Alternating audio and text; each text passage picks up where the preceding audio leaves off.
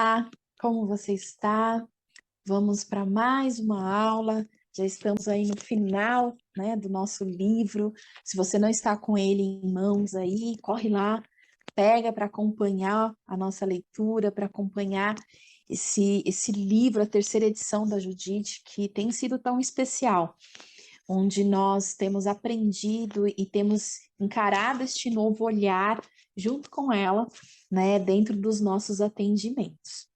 Então, hoje, capítulo 19, técnicas adicionais. Né? Nós, da TCC, sempre gostamos muito das técnicas, então este capítulo é reservado para isso, né? Para colocar mais, né, uma pitada de estratégias aí nos nossos atendimentos. Então, até este momento do livro, nós já aprofundamos, nós já também falamos de muitas técnicas. Falamos sobre psicoeducação, foco nas aspirações, que é uma super novidade aí, né, que a Judite trouxe, valores e pontos fortes, né, o quanto a gente tem falado em uma perspectiva muito mais positiva nessa terceira edição, monitoramento de humor e do comportamento, reestruturação cognitiva, e aí, muitas outras, né? E hoje, dentro delas, né, a questão do Mindfulness também, e muitas outras modalidades baseadas na evidência. Inclusive, indico este livro aqui, que traz muitos artigos, uma leitura muito agradável e simples sobre essas modalidades baseadas na evidência. Você sabia que dentro da TCC é possível inventarmos, né, criarmos as próprias técnicas? Sim, né? Eu mesma, né, criei a técnica do Quem Sou Eu. Na verdade, não criei, né? Eu adaptei uma técnica do RH, uma área que eu trabalhei por tantos anos. Eu adaptei dentro da pós, quando eu descobri aí com afinco a TCC, que eu podia usar essa redação do Quem Sou Eu para investigar as distorções cognitivas. Se você quiser saber um pouquinho mais, existe um vídeo aí no nosso YouTube que você pode assistir, um vídeo bem curtinho que explica como utilizar essa técnica, tá bom? Então você também pode, né? O quanto a Judite neste livro ela nos incentiva a usar a nossa criatividade, usar o nosso feeling terapêutico para atuação, para olhar para o nosso paciente, ok? Então, vamos falar de algumas técnicas aí que ela sugere, mas vai pensando aí, quais são as que você pode desenvolver? Ou que você já desenvolveu? Compartilhe aí com a gente, né, a sua experiência. Pode ser que vamos usar a sua técnica, a sua estratégia terapêutica. Então, vamos lá. Técnica da regulação emocional.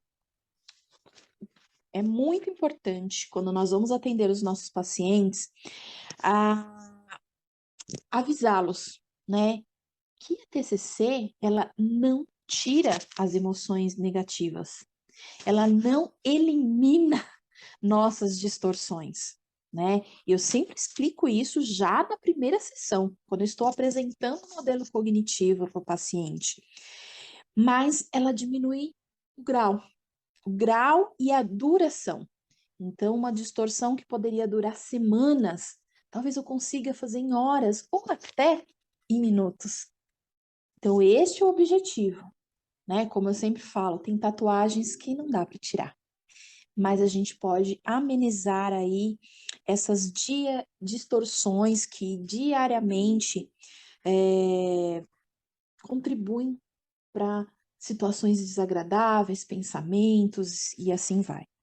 Então, por isso que compreender a distorção é tão importante, porque compreender essa distorção é o que vai regular o emocional. E nós vamos fazer isso através da lista de distorções, do RPD, o RPD socrático, o próprio debate socrático, Vantagens e desvantagens é uma técnica que usamos muitos. Exercícios de autocuidado, de monitoramento. Então, assim, a regulação emocional, ela vai se iniciar a partir do momento que você entende quais são as suas principais distorções, e aí nós vamos colocar essas distorções, essas crenças, em exercícios para que ele possa aprender com eles, ok? Próximo, reenquadramento, engajamento e comportamento de valor e autotranquilização. Ajudar o paciente a monitorar suas respostas negativas para que ele possa prestar atenção no que está acontecendo e mudar de foco. Pensar em outra coisa. Então, eu sei que o meu foco é me sentir incapaz, tá? O que me faz me sentir incapaz? É se apresentar para outras pessoas. Então, você vai mudar o foco. Não é só se apresentar, mas é transmitir conhecimento, mostrar aquilo que eu sou capaz, meu aprendizado. Então, a gente vai trabalhar. Então, eu posso até pensar isso agora. Eu não sou capaz. Mas tudo bem se eu também me sentir capaz, seguro, útil, né? Respiro, volto ao foco, né? Do que estou fazendo deste momento. Então, a gente vai usar. Eu tenho uma paciente que ela faz vários diálogos com os medos dela. É muito legal, muito interessante. Então, toda vez que o medo vem, principalmente os medos relacionados a exames, a médicos, ela senta e fala: Olha, medo, quem manda aqui sou eu. Então, você pode ir embora, né? E ela vai conversando e ela traz isso na sessão, o quanto é interessante. Então, isso é uma técnica, uma estratégia de engajamento, né? No comportamento de valor e de autotranquilização. E você pode desenvolver com o seu paciente. Então, para isso, você vai ter que encontrar atividades prazerosas, tranquilizadoras, exercícios de relaxamento, né, que podem ajudar ao foco. Às vezes é uma música específica com uma letra, às vezes é a respiração do diafragma, né? Às vezes é olhar. Eu gosto muito de usar a foto mental. Eu sempre, quando eu viajo, eu escolho uma cena, né, que eu não preciso necessariamente tirar uma foto mesmo pelo celular, mas que eu paro alguns minutos, fico ali observando. E aí, quando eu tô tensa, eu trago aquela imagem, né, para me tranquilizar. Então, respirar, às vezes fazer um joguinho na internet, yoga, né, conversar com alguém, né, uma tarefa de casa que você gosta de fazer, tomar um banho relaxante, banho no escuro, eu trabalho muito isso com os pacientes, tomar um banho totalmente no escuro, né? Interagir com crianças, com animais, praticar a gratidão, né? Eu acho que é muito especial. A teoria da compaixão trabalha muito isso. Então, faça uma lista com o seu paciente de quais pensamentos, sentimentos e comportamentos podem ajudar a ele voltar ao foco, ok? Vamos para o próximo. Relaxamento. Então, usamos muito, né? E ela fala aqui no livro do relaxamento muscular progressivo, e que é o que tensiona e solta. Tensiona e solta, né? Ou uma respiração lenta e profunda, sabe? Onde eu vou sentindo, né, todo o meu corpo, bem devagar, prestando só atenção. E criar uma visão que eu possa me sentir mais relaxado. Olha, faça essa respiração no campo, na praia, no seu quarto, no sentido imaginário, né? Que nem sempre a gente vai poder ir para a praia, adoraria, mas sei que não é possível. Você pode criar relaxamento com áudios. Você já gravou algum áudio de relaxamento com a tua voz para o seu paciente? Porque ele confia em você, ele tem uma aliança terapêutica com você. E o seu áudio pode fazer muito bem. Mas ele pode gravar o próprio áudio dele também. Vocês podem gravar juntos na sessão, né?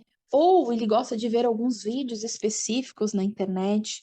Então, são outros caminhos para que ele possa criar um relaxamento. Existem muitos vídeos, né, no YouTube, em outros canais, de exercícios de relaxamento. Atenção plena, né, ajuda bastante.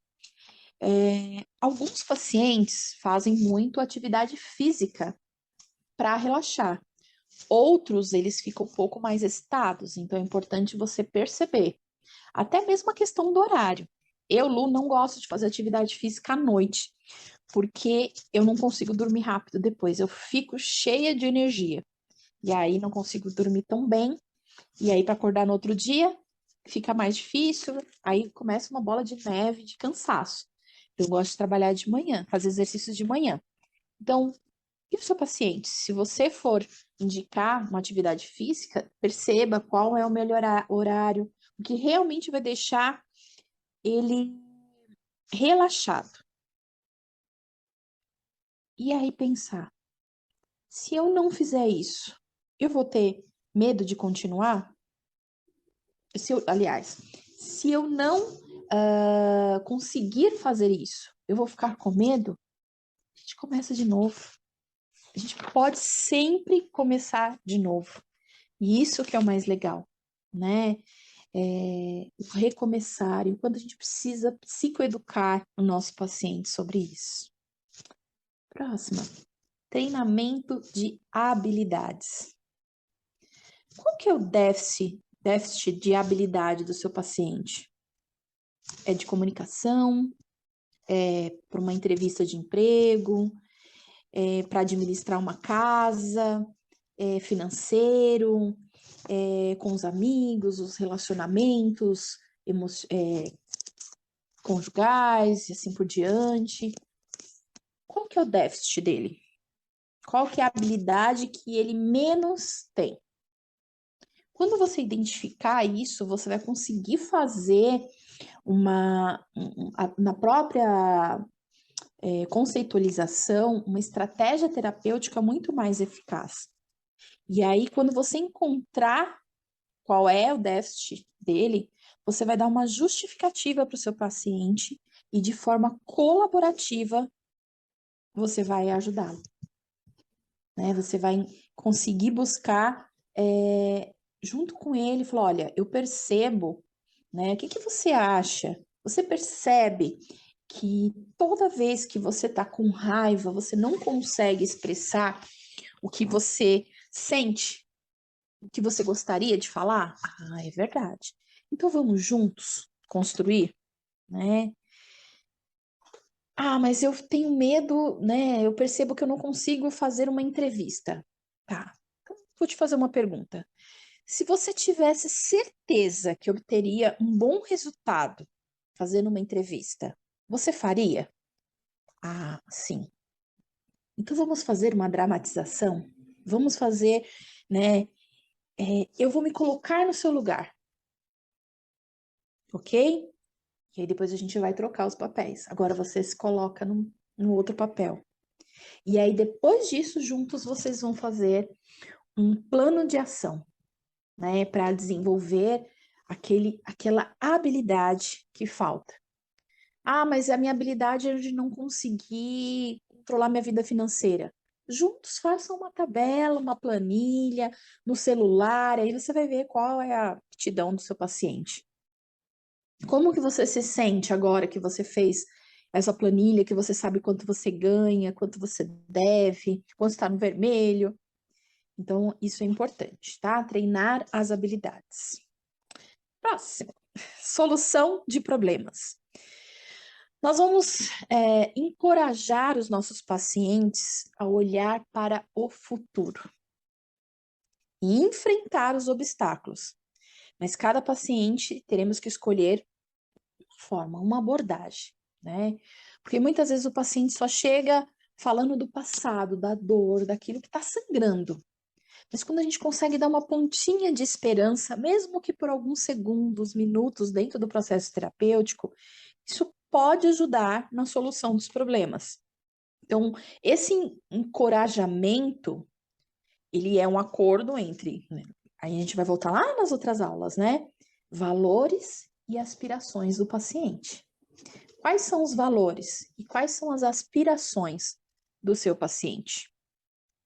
A aspiração é fazer o bem para o outro. Então tá. Acima de tudo, você quer fazer o bem. Mas nós temos um problema, que talvez é a falta de dinheiro. Então, especificar o problema, falta de dinheiro. Elaborar uma solução. A solução pode ser eu pedir dinheiro para alguém, eu ajudar, mas sem gastar nada. E a gente vai fazer uma lista de todas essas possíveis soluções. Escolha uma.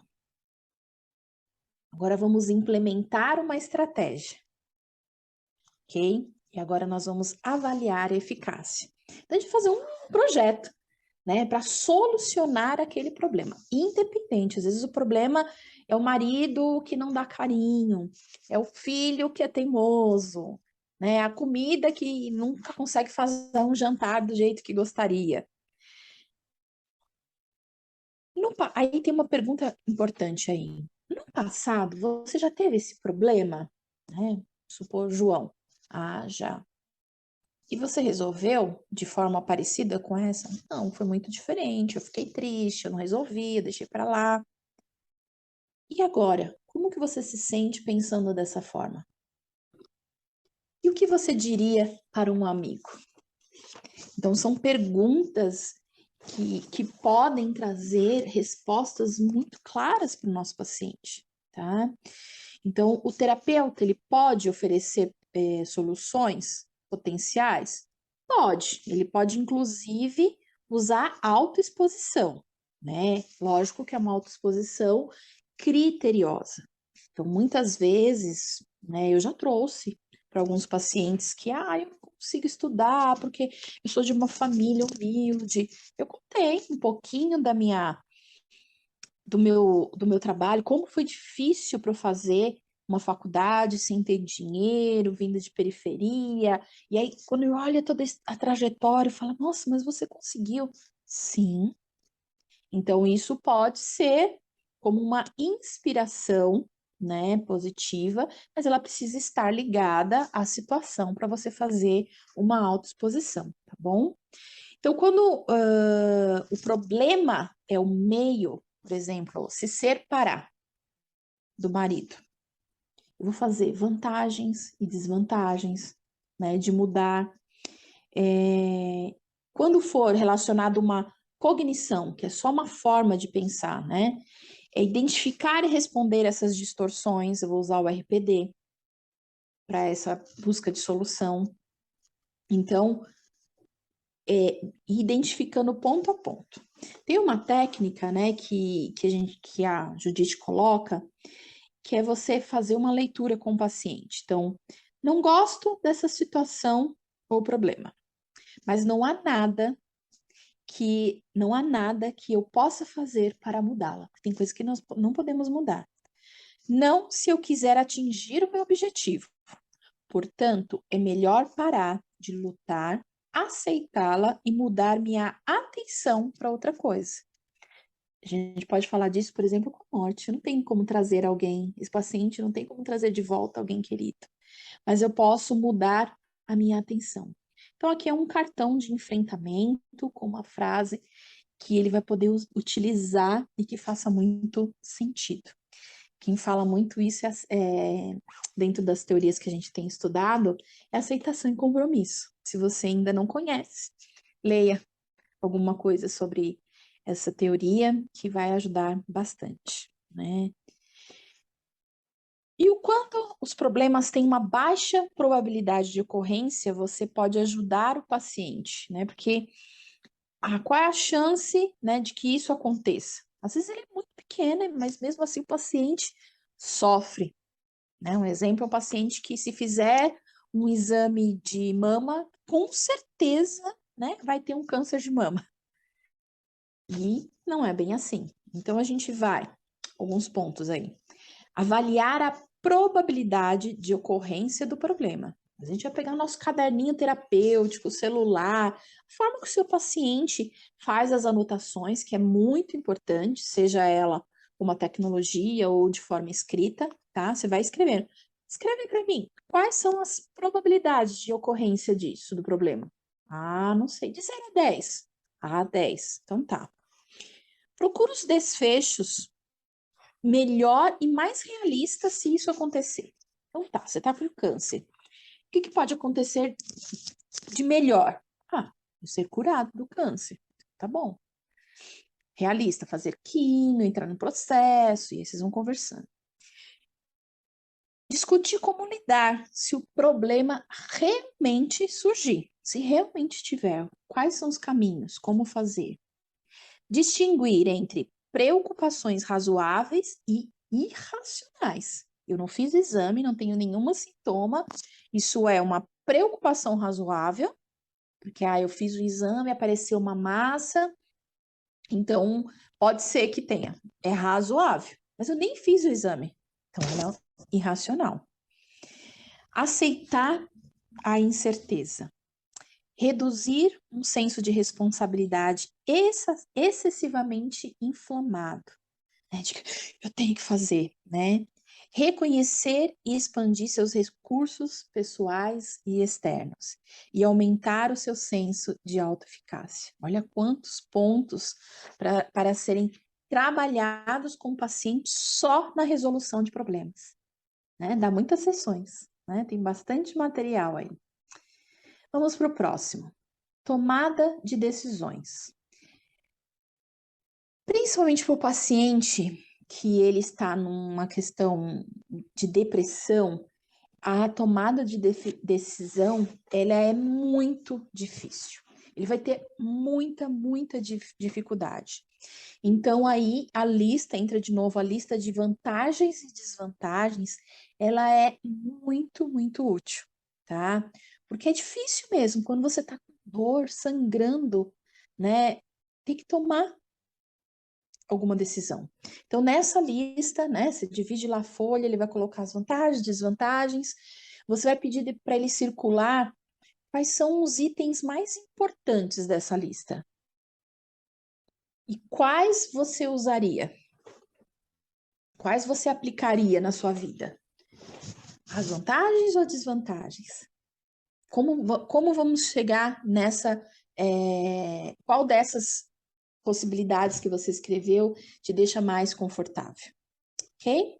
Então, tomadas de decisões, normalmente a lista de vantagens e desvantagens, mas pode ser que o RPD socrático também funcione muito bem, tá? O próximo é indicações de tarefas gradativas e analogia da escada. Essa da escada eu sempre uso. Calma, vamos lá. Pensa que nós estamos no começo do nosso processo e você tem que subir o primeiro degrau. Só que para subir esse primeiro degrau, pode ser que demore muitas sessões, muitas semanas, e isso não acontece só com você. Vamos desenhar aqui uma escada. Aí você desenha a escada com o paciente. Primeira coisa que nós vamos fazer, isso. Segundo passo, terceiro passo, até onde nós queremos chegar, né? E quais são os passos? Então, ele vai ficar ali com aquela imagem da escada, né, na memória dele, que vai fazer com que ele pense, tá, eu ainda estou no primeiro degrau, né? Calma, ok? Então, é muito eficiente essa técnica. Próximo é exposição. Normalmente, o paciente tende a ter uma estratégia de enfrentamento, de evitação. Nossa, Lu, eu vou enfrentar. Ele enfrenta fugindo. Ele enfrenta retraindo. Ele faz isso indo para a cama, dormindo. Ele faz isso comendo excessivamente. Né? Tem um programa muito interessante que são Quilos Mortais. Praticamente todos os personagens, né, que aparecem neste programa, eles usam a comida como uma forma de enfrentamento, de evitação, né? É interessante observar que boa parte teve uma questão de abuso na infância, né, físico, emocional, e a comida dá o alívio. Então, a gente vai ter que ajudá-lo a sair dessa evitação, tá? Então, lá na página do livro, você vai ler lá na 561, né? Deixa marcadinho. Leia tudo que está lá, porque a Judite traz um caso, traz de forma muito clara, né? Que você vai poder usar. Então, ir para a exposição pode ajudar. Enfrentar a situação, ela pode ser feita de forma imaginária, né? Quando o paciente está com um temor, né? Então vamos começar, vamos imaginar, imagine você indo para uma entrevista, você fazendo uma alimentação saudável, você saindo da cama e conseguindo tomar um banho, porque às vezes a gente vai começar com pequenas situações, né? Eu tenho pacientes que nós trabalhamos a abrir a janela. Olha, a sua tarefa do dia hoje é abrir a janela do seu quarto. Ele até voltou para a cama, mas ele começou a olhar com claridade, ok? E existe também as exposições virtuais, que hoje elas são muito eficazes. Existem programas específicos, se você colocar aí no Google, você vai encontrar muitas técnicas usadas de forma terapêutica, tá? Que podem auxiliar neste processo, tá? Mindfulness também é uma forma de ajudar nessa exposição. Quando o paciente ele tem um medo, ele pode precisar de um apoio inicialmente. Então, esse apoio pode partir de nós, que o acompanhamos, pode partir de alguém da casa dele, de um amigo, de um companheiro.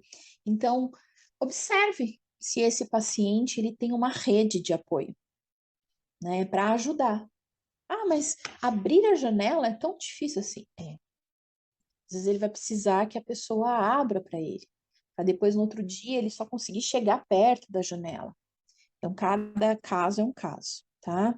Então, monitorar essa exposição lá na página 564, você vai encontrar como monitorar. Já estamos aí quase chegando no final.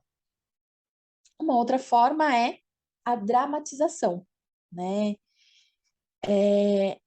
Na dramatização, a gente pode perceber e vai ajudar a revelar os pensamentos automáticos. Então, tá, eu sou o pai que você tá com muita raiva. Você vai falar para mim o que você quiser. Então, desta forma, a gente vai poder perceber esses pensamentos automáticos e trabalhar todos eles, ok? Técnica da pizza, que está na página 568 do seu livro. Nós vamos colocar as ideias, né, as possibilidades em um gráfico. E ali a gente vai colocar a porcentagem da responsabilidade dele para que isso aconteça, para que essas ideias elas se concretizem, ok? Então ele vai olhar, olha, tem 50% depende de mim, 70, 90% depende de mim. Como assim você estava esperando isso do seu chefe, da sua esposa, do seu filho, do ônibus que atrasou, né? Porque as pessoas, porque eu perdi o ônibus, tá? Mas você chegou no horário? Dependia de você? Ah, não, o ônibus que atrasou. Aí a gente vai compartilhar e vai ver numa porcentagem. Principalmente para pacientes que são mais racionais, esse tipo de estratégia, de técnicas funcionam super bem, tá? E a última, né? Autocomparações. Normalmente, as autocomparações, elas são inúteis e aumentam os pensamentos disfuncionais. Então, nós temos que ajudar o paciente a perceber que isso só piora o quadro, né? E que ele precisa focar no objetivo que ele tem, inclusive como queixa principal da terapia, para que ele possa fazer mudanças. Por que você está aqui? O que te leva a vir semanalmente para essa sessão, seja online ou presencial? Ah, porque eu quero me sentir melhor. Sentir melhor no quê? Ah, eu quero poder me sentir leve. E o que te faz sentir leve? Ah, é não pensar, tá. Ah, mas aí ele volta, né? Mas no passado, o Joãozinho, a Mariazinha, né? Eu não consegui, eu falhei, na outra terapia não deu certo. não vamos fazer autocomparações. Vamos focar neste momento, agora, naquilo que nós podemos conseguir, né? Então, faça com ele uma lista, né, de decisões que ele quer tomar com a terapia. Talvez até de vantagem e desvantagem. Coloque tudo num diagrama, né? Faça com ele a conceitualização. E qual é a pretensão que ele tem com todo esse esforço, né, que levou ele, porque se você está atendendo esse paciente, ele já andou muito, ele já teve uma caminhada aí, com certeza digna de ser revista o tempo todo na terapia, né, como uma forma de incentivar. Você está aqui, então você está lutando. Eu te valorizo por isso, né? Eu vejo que você está lutando. Então vamos lá, vamos só de vez em quando rever, voltar lá no início, quantas vezes forem necessárias. Né? Essa empatia terapêutica, ela é a principal técnica, né, que precisa ser construída. Essa aliança terapêutica que nós já tivemos uma aula, ela é muito importante para qualquer técnica, seja a mais simples, a outras mais elaboradas, possa dar certo. Então, neste livro, nós podemos, né, aprender muita coisa. Então, tá com dúvida? Pergunta para a gente. Né? Estamos aí nas supervisões, nós temos falado muito sobre cada técnica, muitas vezes, porque nem sempre a gente vai entender na primeira vez. Né? Leia o livro, rabisque. Este é um livro que realmente vale a pena ter, né, em casa, vale a pena comprar, ok? Muito obrigada por ter tido paciência e ter acompanhado até este momento. E até a nossa próxima aula.